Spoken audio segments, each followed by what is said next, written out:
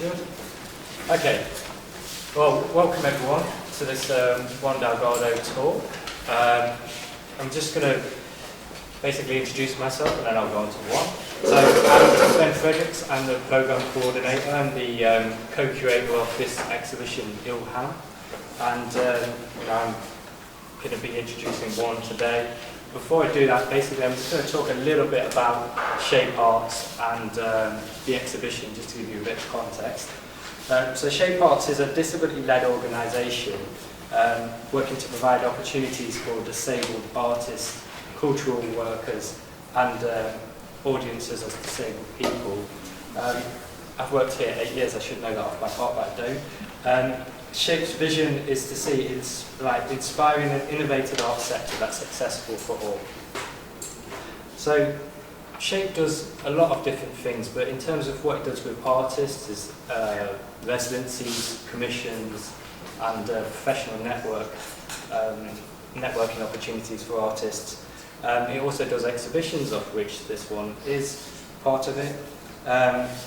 So this exhibition, which is Ilham, was basically done in partnership with the British Council and Sasol. It took place in the Museum of Islamic Art, the original one, and the idea was that it took some contemporary disabled artists out to the museum to look at their archive, and then from there they picked some works that they could develop new work from in terms of the commission, of which is what Juan will no doubt explain a little bit more about it. There are more details that you'll be able to see on our website, which is www.shapearts.org.uk. You can find more information on the exhibition. You can also find more information on what Shape does as a whole. In this exhibition, which is a recreation of what was there, so it's not containing all the artists, it's Jason Wilshire Mills, Rachel Gladstone, Amima Rollins, Murari Rollins, get that right. And obviously Juan delGado. So that brings me on to talking about you, Juan. Okay, so Juan is originally from Spain and he's never worked in London for 21 years, and he works across a range of medium including installations, photography, and has produced an extensive array of work on different subjects, which is trauma, landscape, disability, dislocation and gender, okay, which you'll talk about no doubt.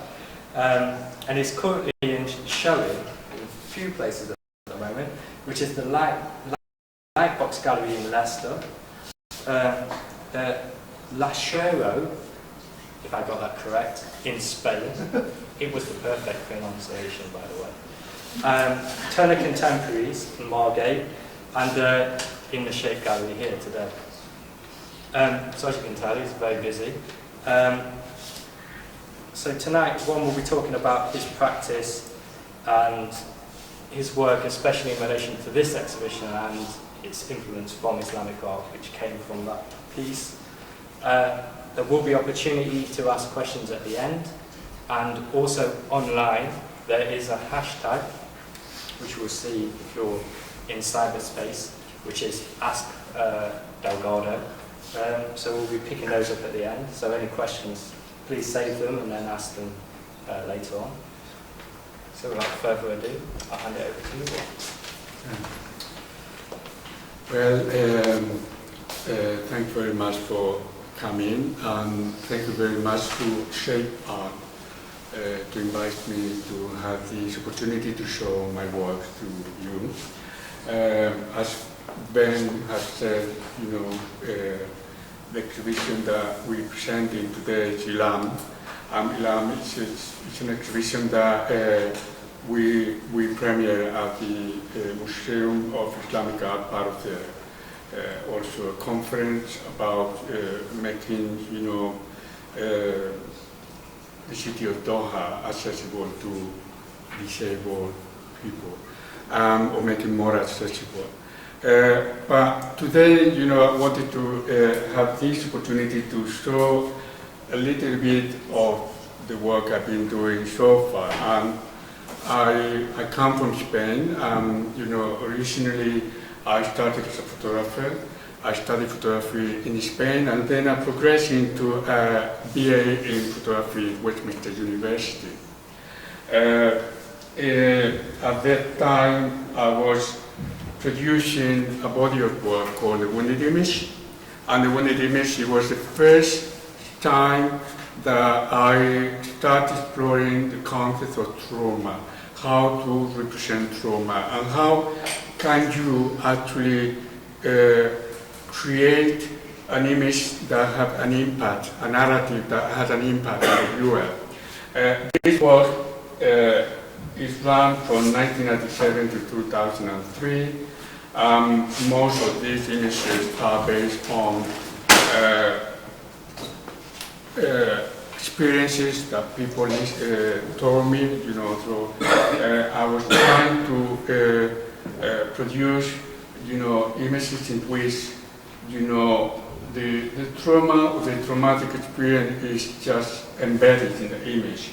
It's again a very interesting moment in my work, in the time of, you know, we're talking of 2001 when the September 11 happened, and how, you know, all these images being put into YouTube and the social media became like an extraordinary influx of images that it had an impact on us as a global audiences.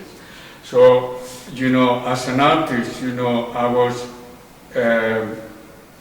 actually questioning myself whether this is our part of the narrative of showing images that represent violence and trauma. But this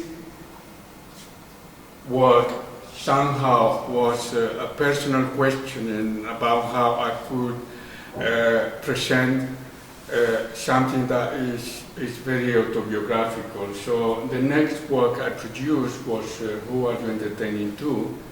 And Who Are You Entertaining To is a video performance. It's the first time since I started working as an artist to question what my role is as an artist.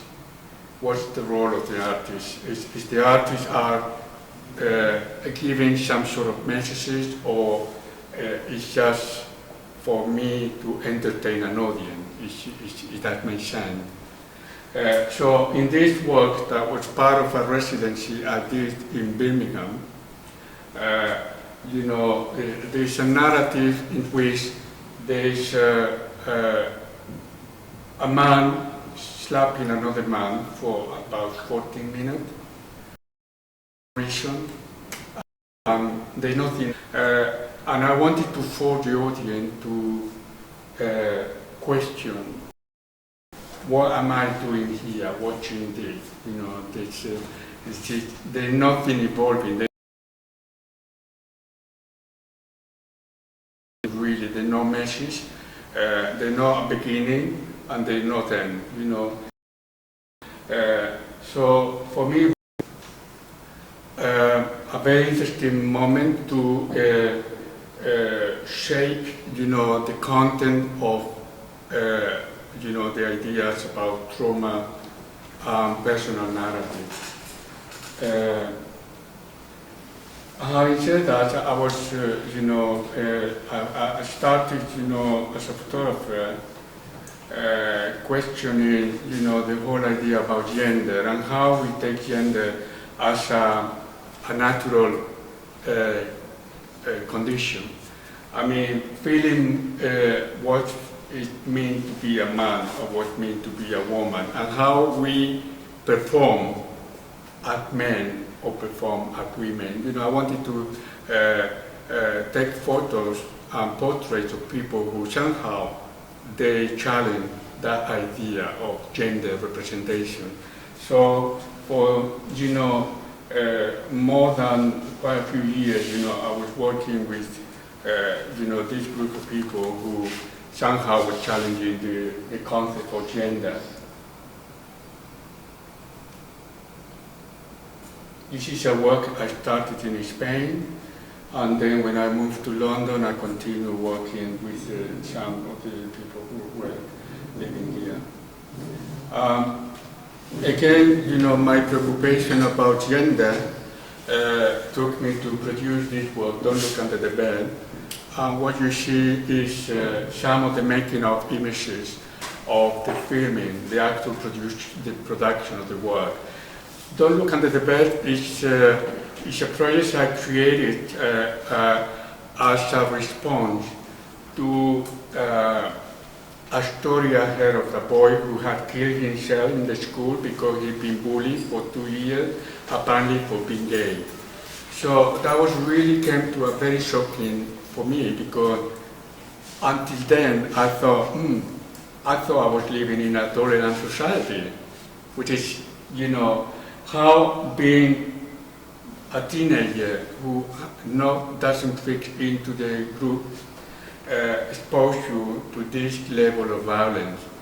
At that time, in 2001, we still have in England a law called the Clause 28. Clause 28 was a bill by the government, the Conservative government of Margaret Thatcher, which actually forbid talking about homosexuality in the school. So, you know, that to me was a reason enough to produce this film. So the film, the actual work, is a 2-screen installation in which, you know, this group of boys, the 17, 11-year-old boys, you know, working in this work, in this film. And it was kind of crazy project to make, because it was the first time actually I was doing a moving image work, a film. And they said, when you start making a film, when you make your first film, don't work with children, don't work with animals, you know. So I started working with 17 children, you know. So I like challenges. Anyway, so this is a work that to me allowed to get out of, or find a common ground between my personal history and the world outside. And for the first time, I was feeling how art could help me to express my idea and had a ground, you know, to communicate how I feel. Most of the work I do is very autobiographical. There's a lot of autobiographical components in the ideas I explore. But I don't stop just looking at myself. I am very interested in ideas about mobility and lack of mobility. And the lack of mobility could be a physical lack of mobility, financial lack of mobility, psychological or emotional. So at the time I was working in Kent, in the University of Kent, and I came across this woman, which is Hilary Lister.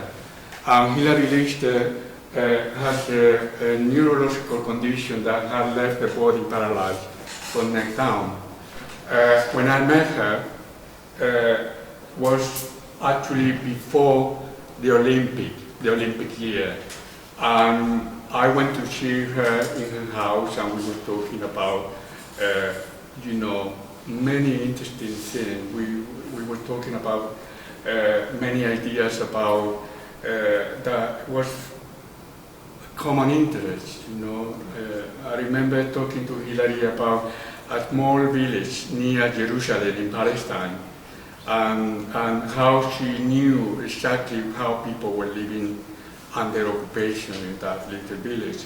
And I was really struck to hear this from her, because I had been in Palestine and I knew myself, you know, what it means to live there. So I said to her, I want to make a film with you. I want to, you know, we are approaching the Olympic year, and Hilary in 2004, she became a sailor. You know, she was so determined to fight for her own freedom that, to me, it was an important moment of learning something. I mean, she says, you want to make a film with me, Juan, you better learn sailing. And I said, yes, I will, don't worry. But I said yes without actually knowing the physical challenge that learning to share will imply. So we produced this work, Selling Out of Grain. For 6 months, I was going to her house and I spent time with Hillary.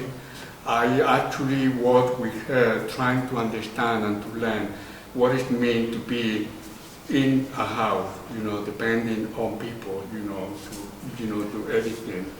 And how Hillary also wanted me to put me in a place that I felt extremely vulnerable. The sea to me is a wonderful place, but when actually I had to swim for 7 hours during 4 days following her sailing, I can tell you it was a very challenging experience. This work is a 3-screen installation. We show this work across the UK, in the southeast. We are now showing this work in, as Ben said, it's part of a group show at the Turner Contemporary. And Turner Contemporary is showing now about 39 artists that produce work that implies some sort of risk. And how much risk the artists take to produce art. This is exactly why I am an artist. What is really motivates me to produce art is to pull me out of my safe boundaries. So I can tell you that after I finished the project with Hillary, I said, I don't think I would like to be a sailor, but we were kind of, very willing to understand each other. She's a sportwoman, I am not a sportman, but we were trying to understand where each other come from, if that makes sense. So yeah, Sailing Out of Grain represent also an opportunity for me to be more aware of the kind of work I produce, more aware that, this work was produced by somebody who said, please Juan, make sure the next project you don't put that into a very risky situation, because, none of us knew how to sail, and we all had to really make a big effort. That it wasn't really about making art, but also about putting yourself out of your, comfort zone.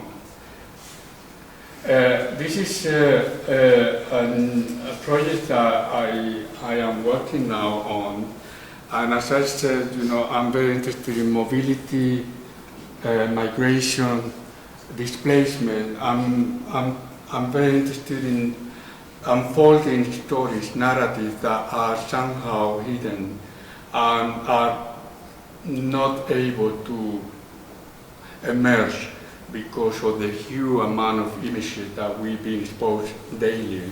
So, I've been in Turkey and I started getting, some connection with people who are refugees in Turkey. When I was invited by the British Council and the Sheikh to go to Doha, and they told me which kind of images you like to show part of the exhibition in Doha. I said, well, this to me represents an idea, and the idea of being in a landscape that is not accessible for one reason or another. Yeah. So that's the idea behind the image. And then, I became a little bit more abstract, if you like.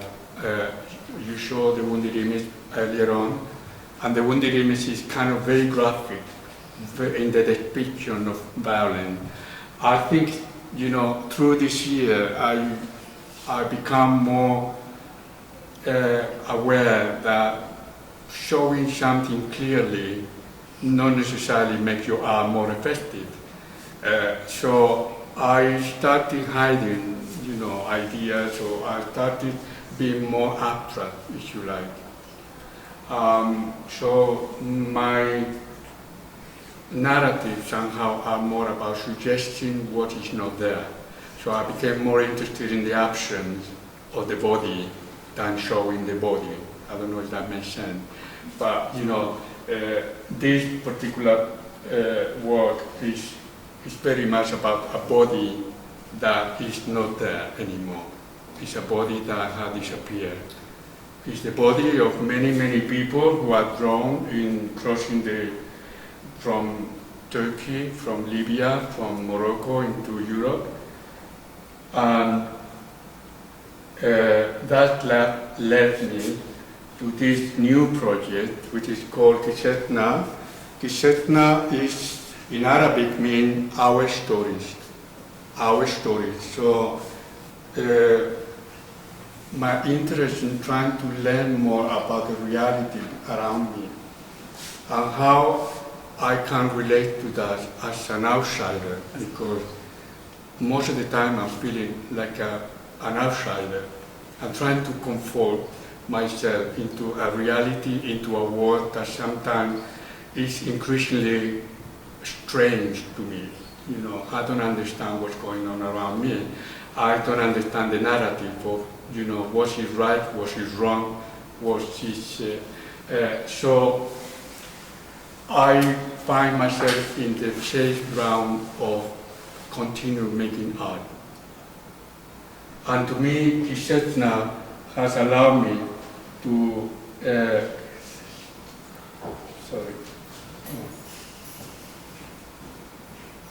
has allowed me to meet other people who have a narrative to say, a story to tell. I'm very interested in people telling stories. I'm very curious about people, what people have to say. So Kishetna talking Syria, I would say, the creative producers of this project. And basically, I am meeting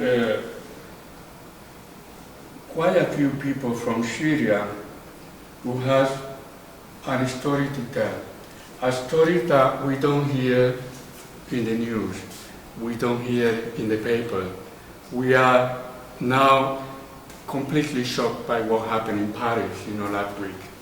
And again, our relationship with the reality that is surrounding us is becoming more alienated. So to me, it was very important to come to talk to this person. This is a 24-year-old man who was telling me a story of crossing, moving, fleeing, because he loved somebody. Are we talking about love? We're talking about energy that, above all, make us move, make us react.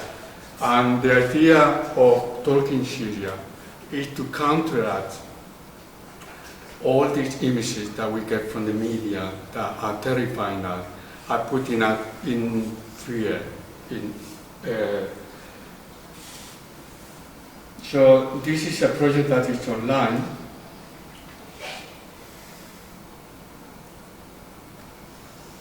I just wanted to maybe show you that, this is a story of a girl who is promoting cycling in Damascus. So the first time I read her story, I was really shocked.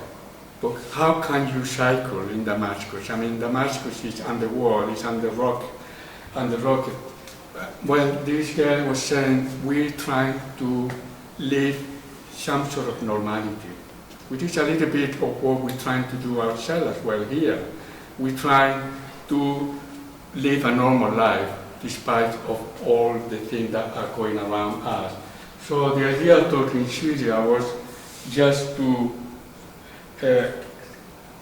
maybe get stories from other people in which I can relate to. I'm going back now to the this one.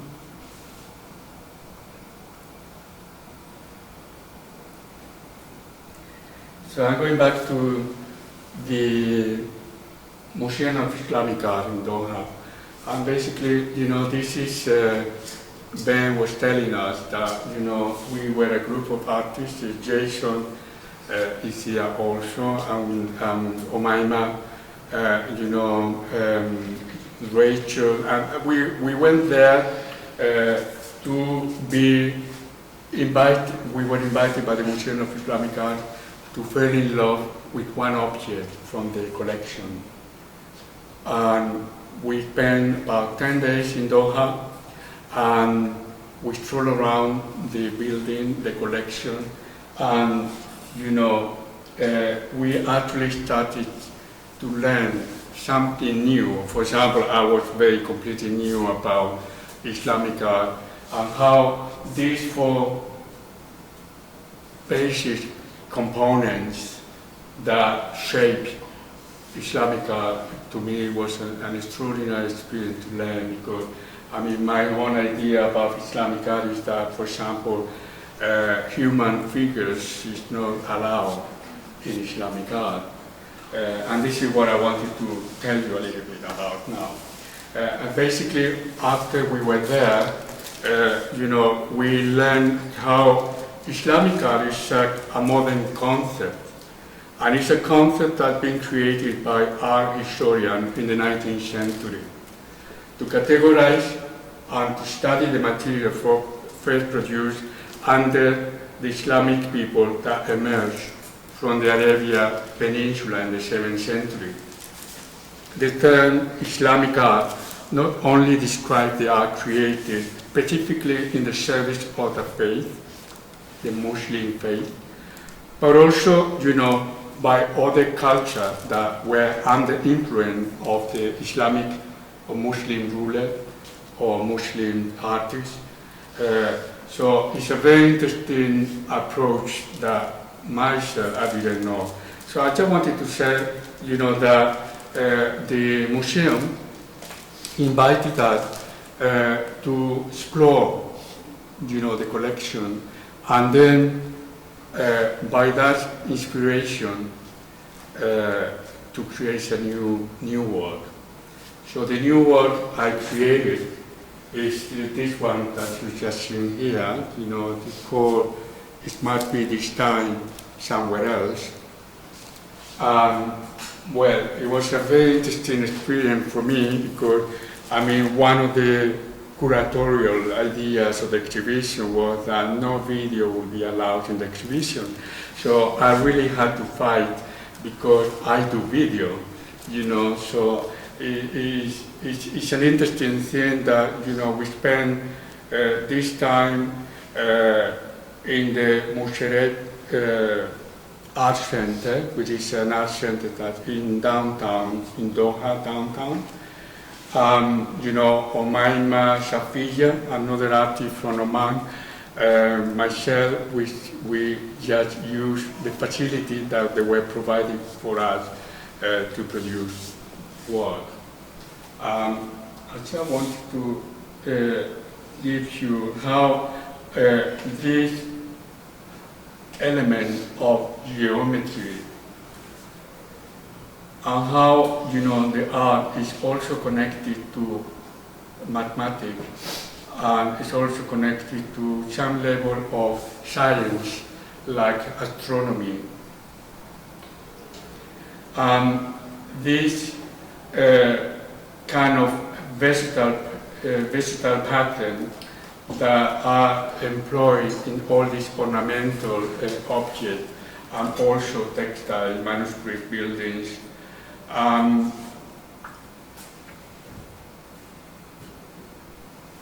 They were also in tile.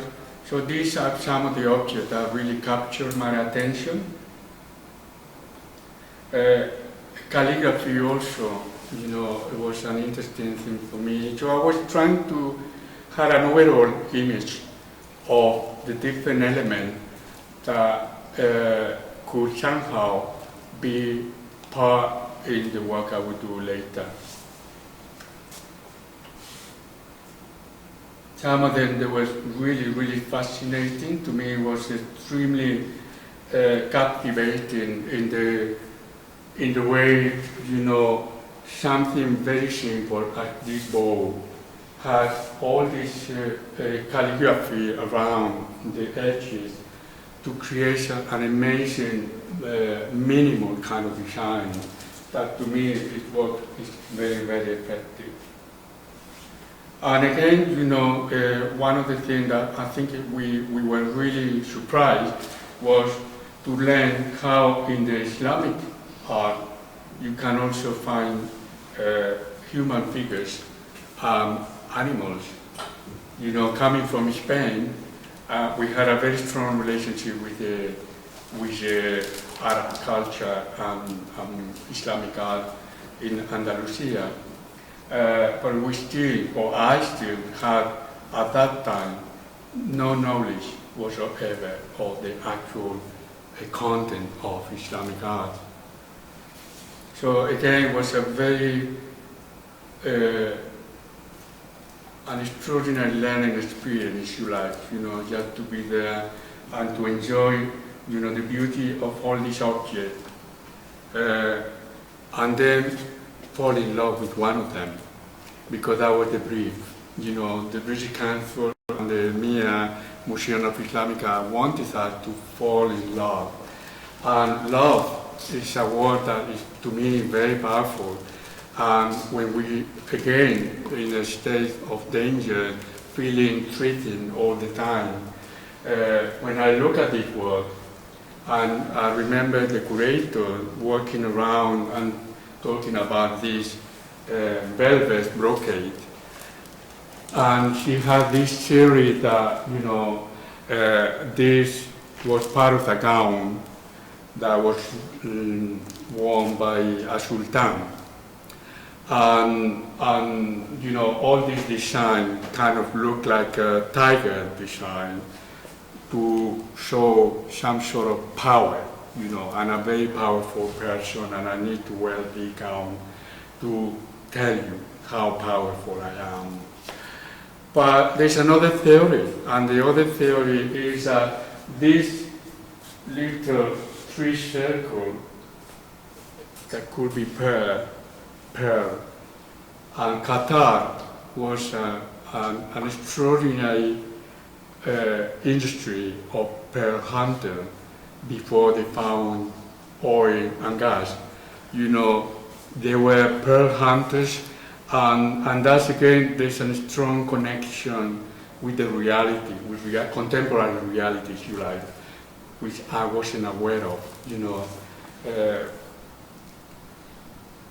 I would like to talk a little bit more about that, because being an artist in an environment which is so strange to you, you know, going to Qatar and having all this support, not actually having a lot of access to the actual reality, or, you know, because you are always looked after, you know, learning about, you know, the history of Qatar and how these Qataris were extremely poor just less than 80 years ago, and how you are in an environment that looks extremely rich, extremely luxurious.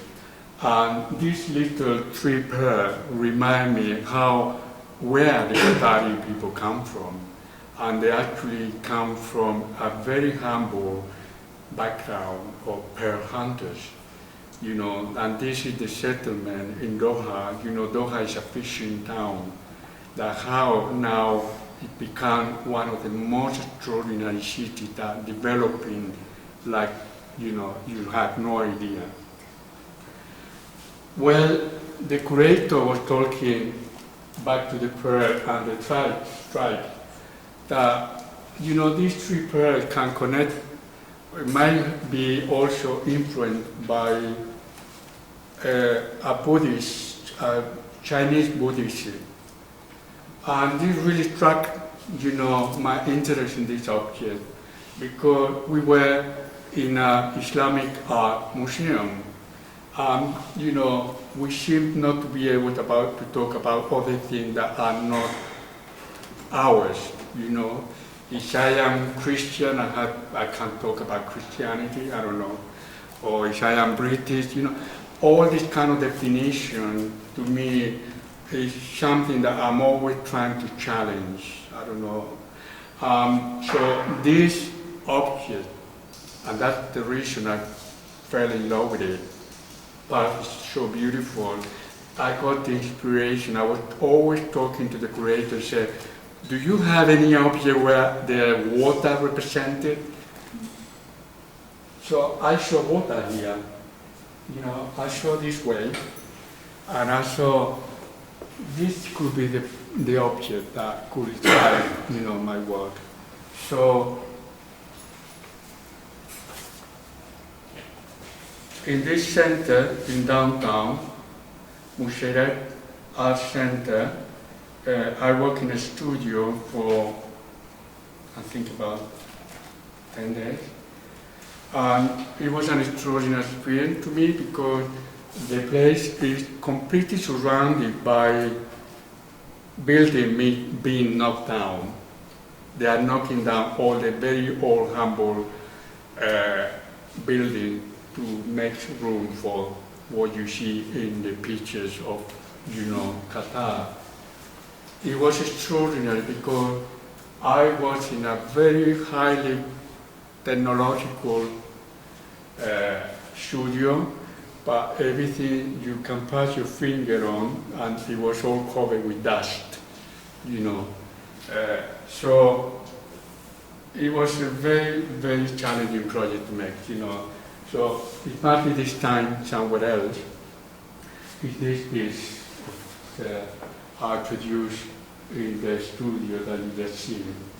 And I tried to combine a very abstract narrative with the challenging of showing myself and how I, as a stranger coming into Qatar, as a European coming into a strange environment, I could have a comment, I could make a comment about something that seemed to be detached from me. So I wanted to make a comment about Islam. I wanted to make a comment about this philosophy that to me is connected with something very deep, something that is connected to the universe, and that's why all these mathematical and astronomical elements are embedded in the Islamic arts. But also wanted to make a comment about the danger that Islamic art is facing these days with the distraction, all the distraction that is happening in the Middle East. So, the narration become from being abstract into something more figurative, if you like. Well, this is the work. Sound also has an important element. I'm sorry that it's not too accessible, but there's a suggestion of how my perception is that there's a danger that all this, heritage is could be or is being destroyed. So yeah, I'll be happy to talk to or answer any question now. Yeah. Well, thank you very much, Juan. Give you a small round of applause.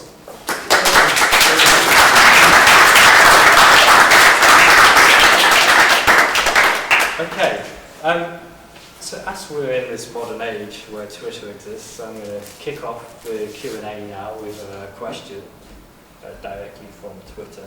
So can you see me okay? So how does your creative practice help artists or audiences deal with issues like trauma and displacement, inequality, disenfranchisement? Well, this is an interesting question because, again, you know, as when I produce a work, and when I was producing the wounded image, you know, I asked myself this question: is the photo that you were seeing earlier on, you know, somehow makes you reflect on the subject of trauma, or is just they just become, you know, part of a series of images that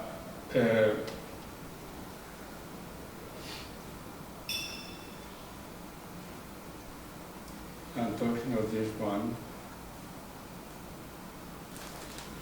How effective this work is to me, and how I can share with you what is a very personal narrative, and how I can represent a traumatic experience that had an impact with the audience. This is a very, very interesting question that I'm all the time, you know, processing myself, you know.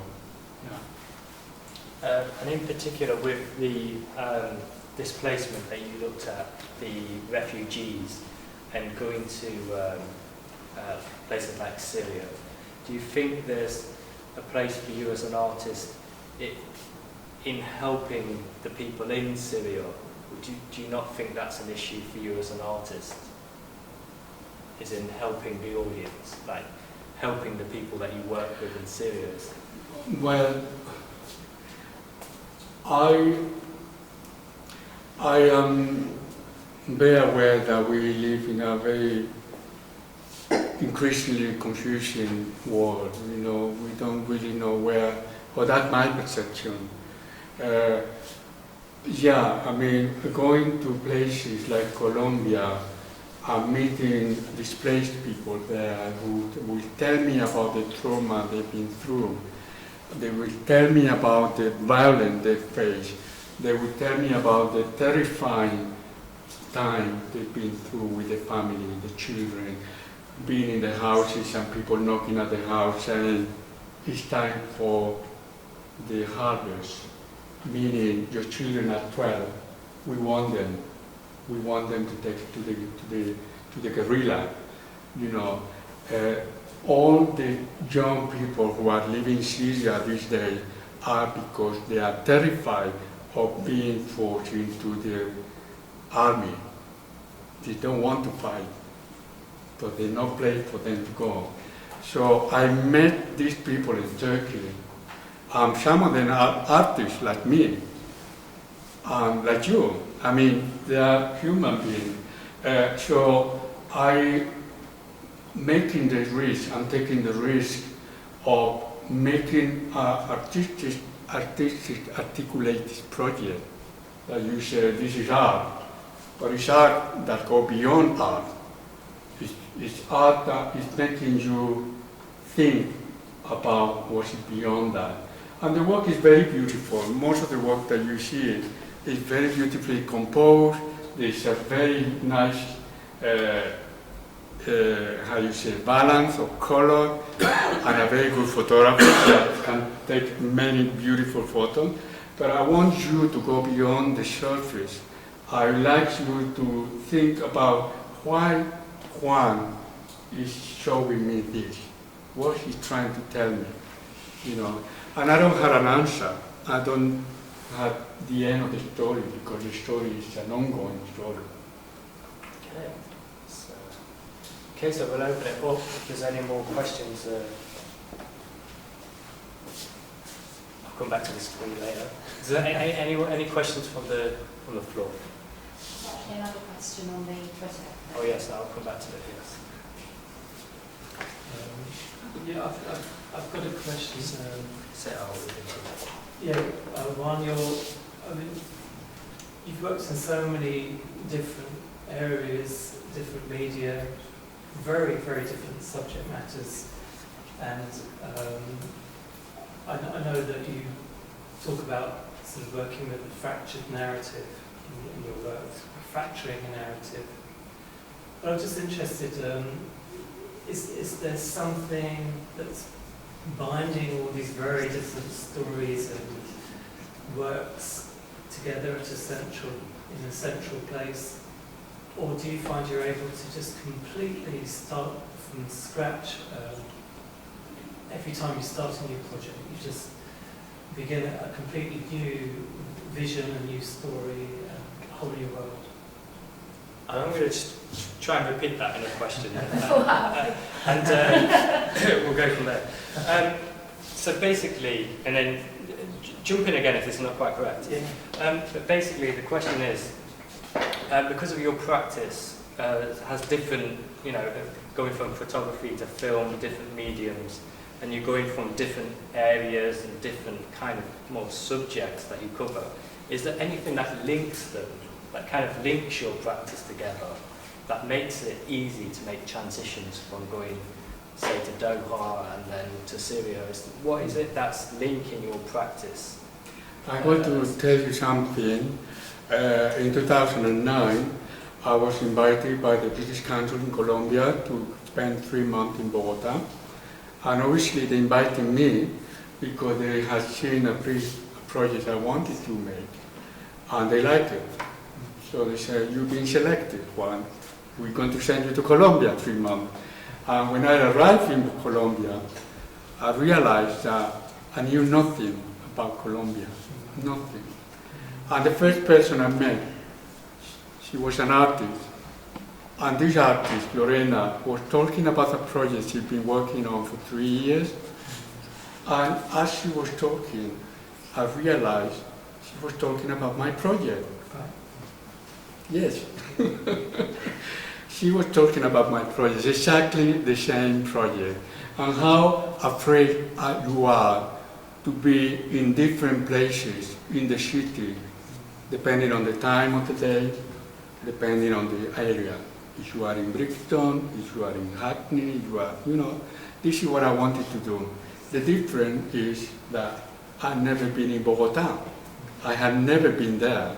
So, that actually struck me, is to think about how possibly I can come here with a brief and pretending to do this project when I know nothing about the place. So, as Lorena was talking, I decided not to do this project. And I, for the first time, allow myself to be free. To be free means not to have a brief, not to have any preconception of what you want to do. If I am in Bogota, in Colombia, I want Colombia or Bogota to tell me what I want to do here. And what I want to do here, I had to be here. And I had to be here. And that means that the project will come out somehow. And this is what Lorena said to me, "Juan, stop being so European. This is Colombia, this is not Europe, and we work in a different way. We live differently. You will go back to London with your project, whatever you do here." And it was an extraordinary experience for me to free myself up of any constriction of what I want to produce as an artist. So I just went around. I went to places where people in Bogota said, "You don't go there, it's too dangerous." And I said, "Why is dangerous?" "Well, I don't know, because I've never been there." So I will go. I will go because I don't have any attachment to this place. So eventually, in this exploration, this journey, I ended up in Corabastos. And Corabastos is the largest market, food market in the whole of the Latin American continent. I can tell you the moment I was there, I realized this is where I want my project to start. And that was an extraordinary experience, as to actually understand that the project is inside myself, and it only will come up, you know, in the moment I had this encounter with something that is triggered my interest.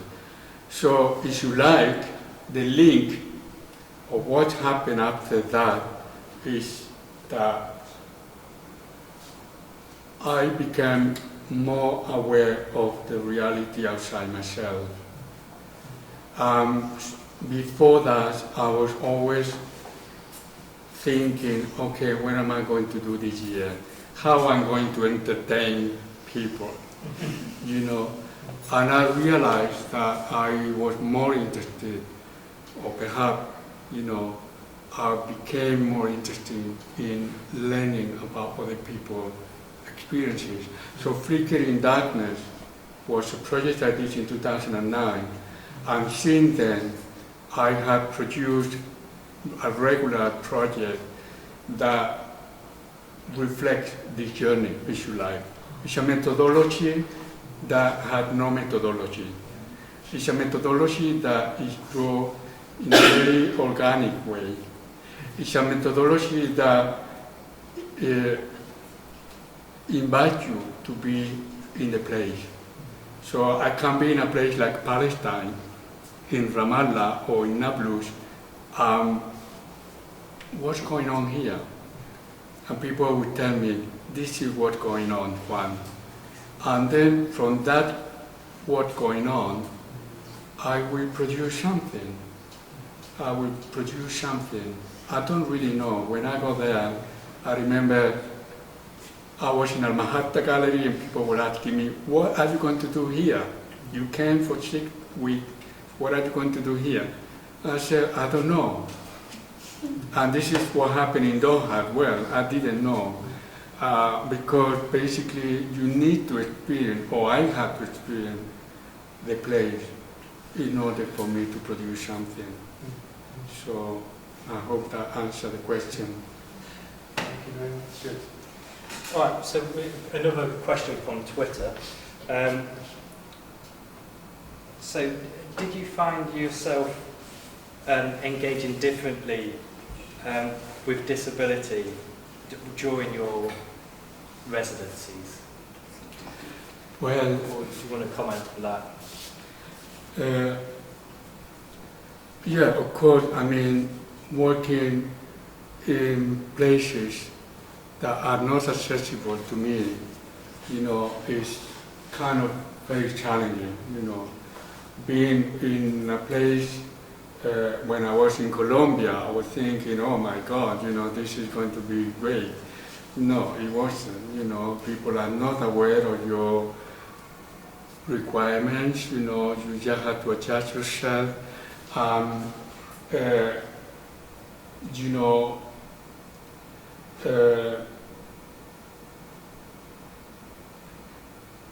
it always depends on the place where I am.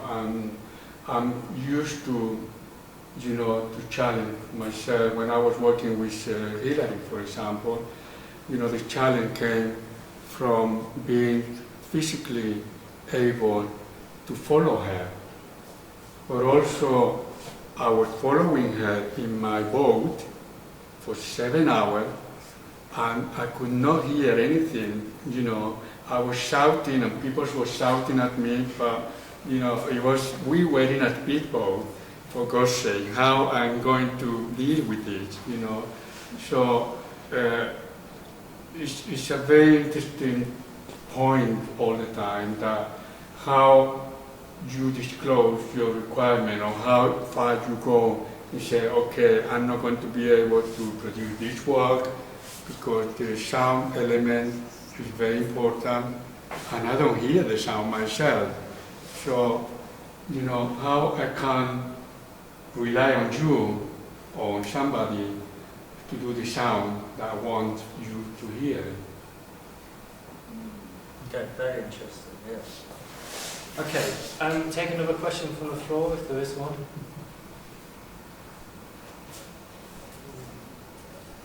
Before we fly back to Twitter. Ooh. It's a popular place, this one. Okay, Twitter. Which artists past or present, has influenced your work the most? Well, I had the wonderful moment of stepping into Serpentine Gallery in 2001 and looking at this work of Shirin Neshat.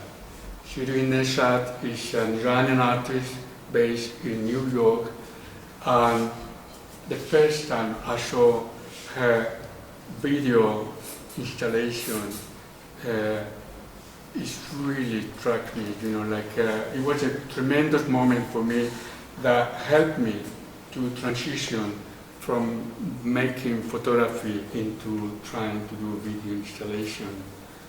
I liked the way Shirin also questioned ideas about femininity or being a woman in the Middle East, and how she is not actually giving a statement of what is right and what is wrong, because you're never 100% right, you're never 100% wrong. And I think art is about questioning, it's about throwing things on the ground and, talking. One of the things I'm trying to do with Talking Syria is to bring people who are not able at this moment to talk to each other without killing each other. And the idea is you don't have to kill the other because he's thinking differently. This happened in Spain at the end of the 30s. The Spanish Civil War, we have 4 years of people killing each other, all of them out of the blue. And this is a trauma that we're still living under. We're still not able to talk about it. So, this is one of the reasons I'm doing this project in Syria, and this is one of the reasons that, I keep making art that as Shirin Neshat, that I eventually had the wonderful opportunity to meet her in 2014, and actually, get to know the artist in person was a tremendous moment for me. Amazing. Okay, we'll take one more question if there is one out there. I'd like to ask something. Yeah, sure. And it is something that it kind of, it bothers me actually. It bothers me as an artist. I need help on understanding what is the position of the artist right now. Because if we are documentarists or translators or interpreters of reality, if we are just throwing questions in a world full of questions, full of different answers, in which every spectator is capable of producing their own questions and answers, and they're all interchangeable, it becomes a point in which we need to justify our own practice to others. And the definition is now so diluted that any of artisans' practice, it becomes such a level of elitism that it is difficult for me to tell people why my interpretations or such others whose work I'm interested in are valid in any way. It is a world in which I understand that everything that it has not an immediate effect is dismissed as non-valid. And that also goes to any kind, it relates directly to disability as well. So going with the conformism means we need a practicality of work. We need to know what it is for and what it's going to do. And the folk becomes political. So in a way, how do we justify yourself, Juan, as an artist? Where do you find your ground when people want to know what do you do, what you do? And I'm not sure if this question is making as much sense as I would like it to be. Well, let's just hope that I've interpreted it somewhere close Yes, enough. yes. And if not, we'll ask this and we'll come back to it. Okay, so it's two parts, basically. Yes. One which is, what do you see as the role of the artist? And two, how do you add, or how can you describe how to add value to the interpretation that you make? In a sense that, so... Yes, yes. that's exactly what we're doing. Okay, that's all right. Well, okay, basically there are two types of artists, if you like. You want to know, I was talking the other day to somebody and, she said to me, I am a studio artist, I go to my studio every day at 9 o'clock and I do art. And at 5 o'clock I go home and get my child, and you are not that kind of artist, Juan. You like to, just to throw yourself out there and see what happens. It implies a lot of risk because I physically had to go to places and I physically had to question myself of being in places like Colombia and say, I know more, I know better than you. I come from Europe, so I'm going to make a film and you have to behave and do according to my script, Yeah. And when that doesn't happen, you have to question yourself, not only as an artist, but also what it means to be an artist coming from London, in which, we are used to a certain way of living, When you don't have access to internet, when you have expecting people to come to help you and they don't turn up, when you are filming and suddenly the people who are assisting you say, Juan, we had to go because it's not safe to be here. Even if you are an international artist, it's not safe for you to be here. To me, after all this year of producing art, have become an important element to, talk about, like I am talking about now. Of course, I am very preoccupied in creating an articulate art that is conceptually interesting, that is going on the artistic train and stuff like that. And obviously, I want my work to be sold as well, because I need to support myself, But there's a very important element to me that is actually take me away to a studio work, and I try. I have a studio in Bernard Green Road for 3 years, but, I never visited it,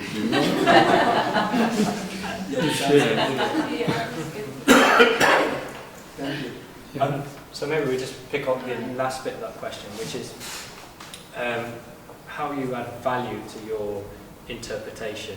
So when you go to somewhere like Colombia and you make a piece of work, how do you add weight to the decisions that you've made, or how do you get that you've made, out of a whole residency you've ended up with one piece of work?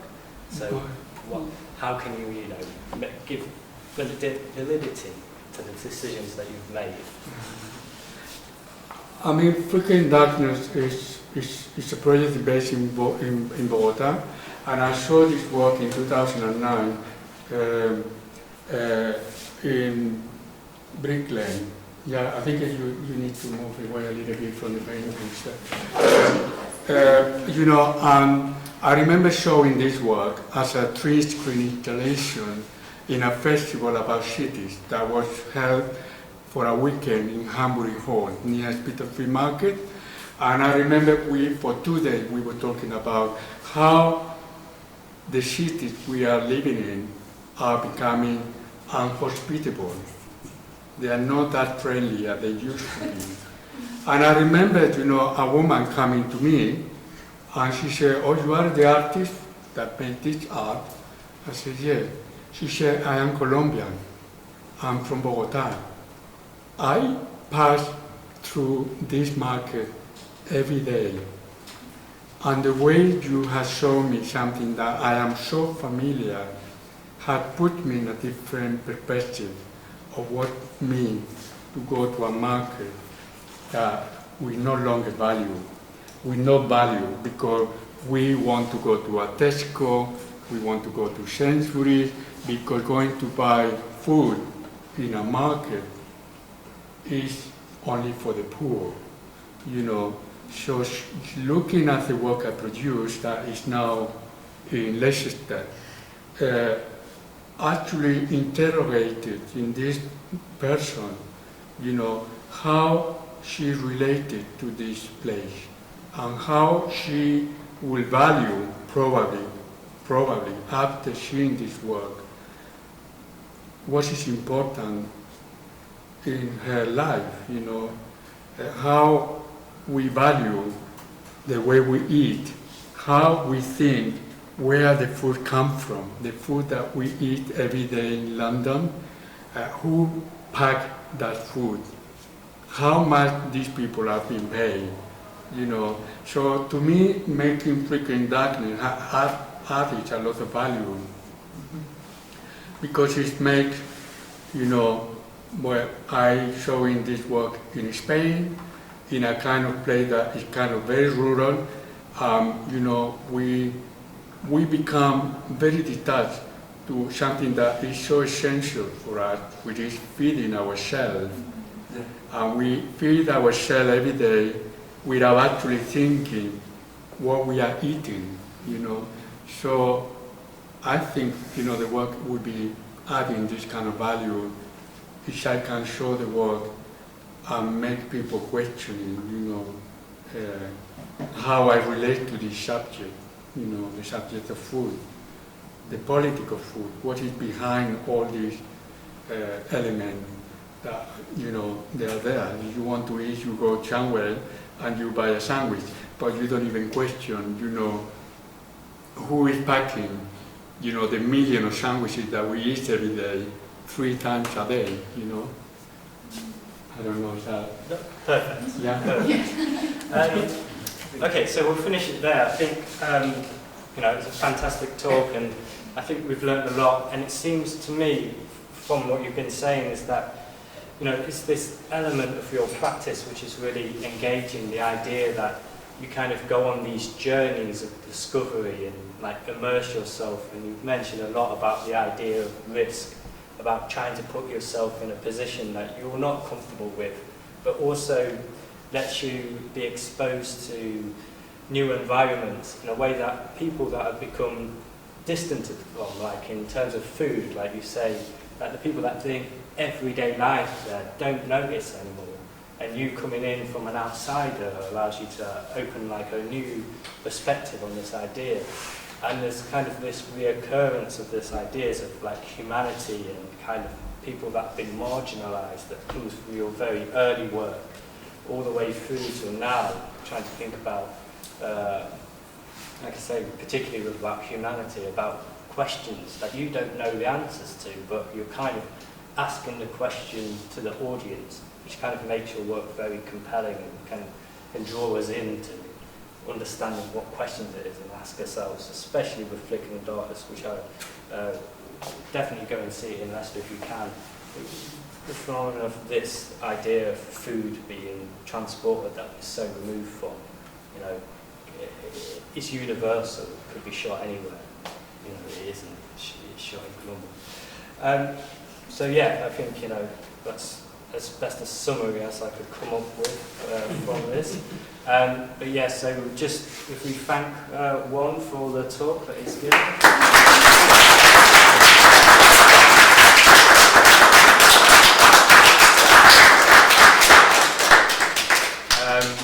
And as you know, this will be again, if you want to catch up, it will be on our website at some point, and on This Is Tomorrow. Thanks to our sponsors, people that support us, which is the Arts Council, and through Juan's work, which really lead on the Unlimited work, which has been funding the stuff in Leicester. Thank you very much for attending.